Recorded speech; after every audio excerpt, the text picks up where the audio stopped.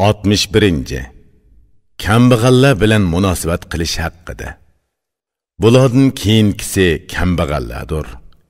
Ularga moddiy narsalar bilan yaxshilik qil, yeguz, ishguz. Ey qarindosh, ular sana duo qilguchilardir.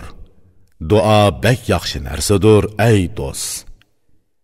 Yaxshiliqning badaliga ulardan mol tilama. Uning badaliga Xudo sana yaxshi qonalg'u, ya'ni jannat ato qiladi. Əldə aralashadigan turli kishilar ana shulardir. Ularning sana hojati tushidi yoki sening ularga. Ularning ishlarini bejirishda adil, mehribon bo'l. Shunda qilsang, barcha kishilar sana yaqin bo'ladi. O'zing ikkala dunyoning yaxshiligiga erishsan. Noming yaxshi bo'ladi, shuhrating olamga taraladi.